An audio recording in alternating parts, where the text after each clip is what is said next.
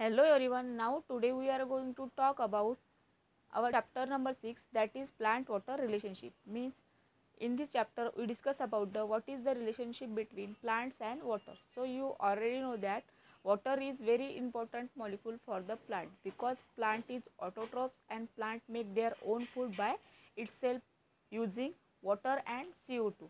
So that's why water is very important for the plant. And in this video we discuss what is relationship between plants and water. तर आपल्याला या चॅप्टरमध्ये discuss करायचं आहे की प्लांटमध्ये आणि वॉटरमध्ये काय रिलेशनशिप आहे किंवा काय relationship. So now we are going to talk this chapter. So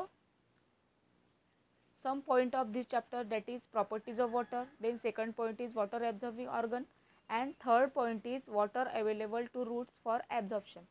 These all three point of this chapter is skip from this chapter. So we directly start the point number 6.4, that is absorption of water by root from soil.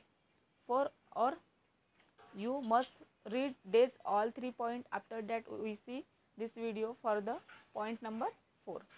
So now we start to discuss this point, absorption of water by roots from soil. So you already know that the absorption of water is takes place through the root hairs. So root hair is the important organ of plant for the absorption of water from the soils. So root hair absorb water by employing 3 physical processes. तर route hair जो आहे तो 3 physical processes मुळे water जे आहे ते काय करतो सॉइलमधून ॲब्झॉर्ब करतो आणि ते जी वॉटर आहे ते प्लांटच्या एव्हरी पार्टपर्यंत काय करतो तो ट्रान्सपोर्ट करतो. That and this physical processes occur sequentially. आणि त्या ज्या फिजिकल प्रोसेस आहेत त्या कशा आहे सिक्वेन्शियल प्रोसेस आहे. मीन्स सिक्वेन्शियली त्या प्रोसेस काय होतं ऑकर होतं. Wise first is imbibition, then second is diffusion, third is osmosis. These all three is physical processes occur at the time of absorption of water. So now we are going to discuss these all 3 processes one by one. So before going to discuss about these physical processes, we discuss some activity. तर activity मध्ये म्हटलं आहे की try this at your home. तर तुम्हाला हे काय करायचं आहे तुमच्या होममध्ये ट्राय करून बघायचं आहे. So we discuss first activity that is A. So एमध्ये काय म्हटलं आहे take 10 ml of pure water. तर तुम्हाला 10 ml प्युअर वॉटर घ्यायचं आहे in a suitable glass vessel. आणि ते कशामध्ये घ्यायचं आहे तुम्हाला सुटेबल ग्लास वेसलमध्ये घ्यायचं आहे. And put 2-3 resins in it. आणि याच्यामध्ये तुम्हाला 2 ते 3 रेझिन्स काय करायचे आहे टाकायचे आहे. Observe the change in resin since the time you put them in water. आणि तुम्हाला त्याच्यामध्ये टाकल्यानंतर तुम्हाला काय करायचे आहे त्याच्यामध्ये कोणत्या टाईपचे चेंजेस होत आहे ते काय करायचे आहे ऑब्झर्व करायचे आहे. Then water till they become fully swollen. आणि ते जोपर्यंत वॉटरमध्ये राहणार त्याच्यामध्ये ते काय होणार सोलन होणार, म्हणजे ते काय होणार फुगून जाईल. That is turgid. म्हणजे तो जो रेझिन्स असेल ते जे रेझिन तुम्ही पुट केलं आहे वॉटरमध्ये ते काय होऊन जाईल टर्जिट होऊन जाईल, म्हणजे ते स्वेल होऊन जाईल. Why did raisins become turgid. आणि ते रेझिन्स का बरं टर्जिट झाले याचा तुम्हाला आन्सर द्यायचा आहे. After that we discuss the second activity means बी.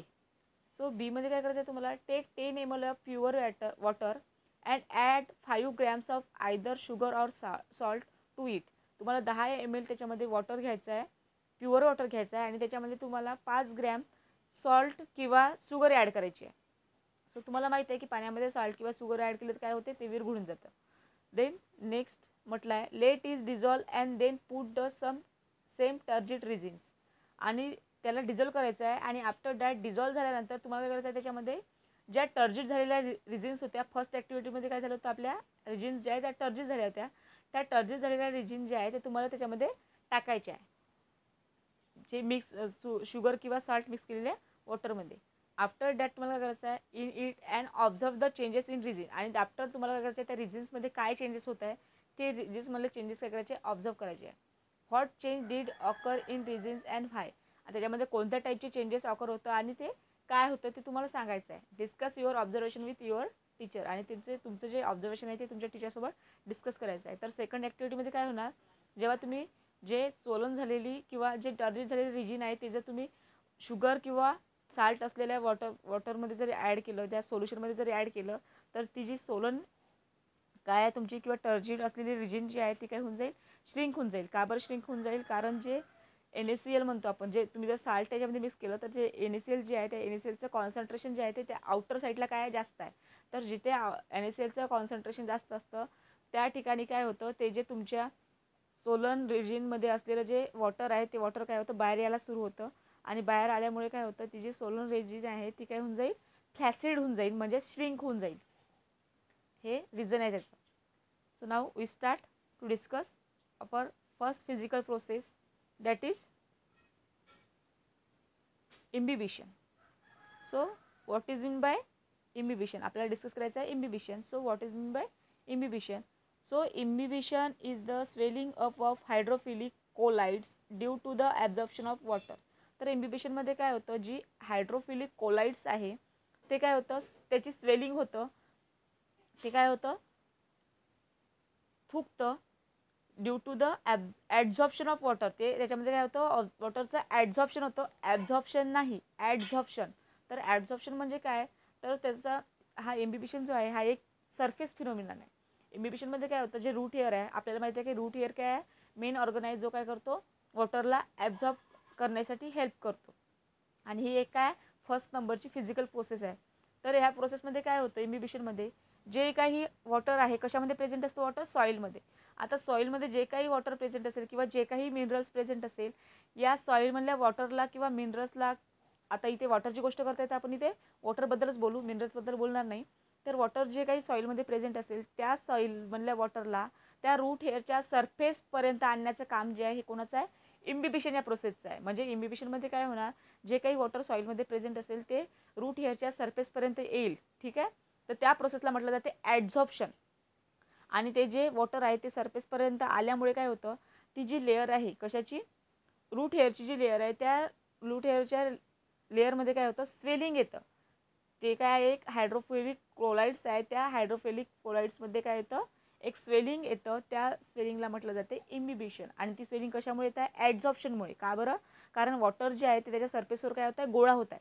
तर वॉटर सरफेसवर गोळा होत असल्यामुळे काय होतं, त्याच्यावर स्वेलिंग येतं हायड्रोफिलिक कोलाइड्समध्ये. तर ते म्हणजे काय असतं, इम्बिबिशन असतं. आफ्टर दॅट नेक्स्ट म्हटलं याच्यामध्ये substance that absorb water or liquid. तर असा सबस्टन्स जो काय करत असेल, वॉटरला किंवा लिक्विडला ॲब्झॉर्ब करत आहे म्हणजे त्या रूट हेअरच्या सरफेसपर्यंत आणत आहे, त्या सबस्टन्सला म्हटलं जाते इम्बिबंट. म्हणजे इम्बिबंट कोणाला म्हणायचं, मग असा सबस्टन्स जो काय करत आहे, वॉटरला किंवा लिक्विडला सरफेस एरियापर्यंत घेऊन येत आहे, अशा सबस्टन्सला आपण म्हणू इम्बिबंट. आफ्टर दॅट नेक्स्ट आहे इम्बिबेट. तर इम्बिबेट कशाला म्हणायचं, water or liquid that get imbibated. असा वॉटर किंवा लिक्विड ते काय होत आहे, इम्बिबेट होत आहे, म्हणजे सरफेसवर गोळा होत आहे, त्याला आपण काय म्हणू, इम्बिबेट. तर इम्बिबंटमध्ये आणि इम्बिबेटमध्ये फरक आहे. ते इम्बिबंट म्हणजे असा सबस्टन्स जो काय करत आहे, वॉटरला किंवा लिक्विडला ॲब्झॉर्ब करत आहे. आणि इम्बिबेट म्हणजे वॉटर किंवा लिक्विड गॅट इम्बिबेटेड. ते वॉटर किंवा लिक्विड काय होत आहे, स्वतः त्या सरफेस एरियावर येऊन थांबत आहे, त्याला काय म्हणायचं आपण, इम्बिबेट म्हणायचं. तर हा डिफरन्स आहे इम्बिबंट आणि इम्बिबेटमधला. आफ्टर दॅट देन नेक्स्ट आहे the root hair cell wall is made up of pectic compound and cellulose which are hydrophilic colloids. तर ही जी रूट हेअर माहिती आहे का, रूट हेअरची जी सेल वॉल असते ती कशी असते, डबल लेअर असते.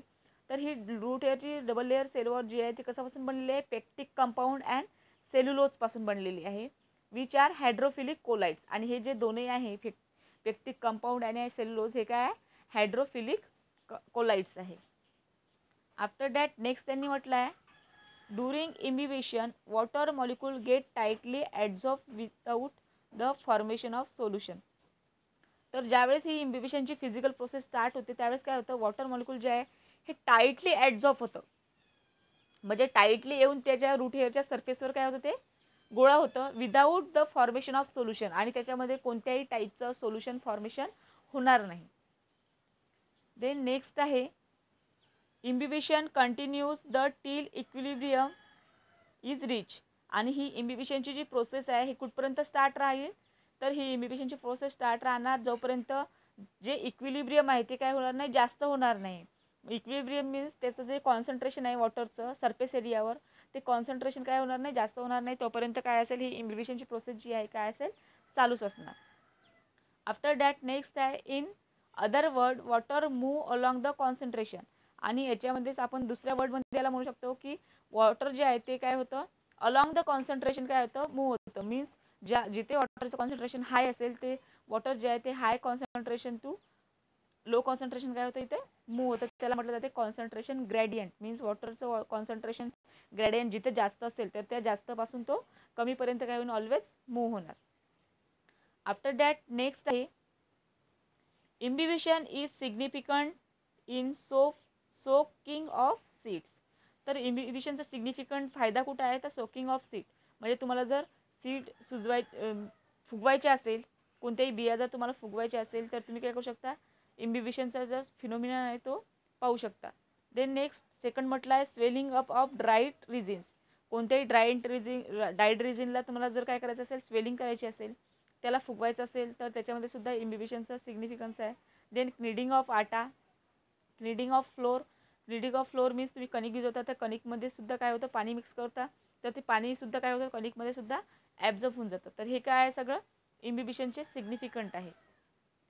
So I hope you understand the imbibition. In next video we discuss about the diffusion. So thanks.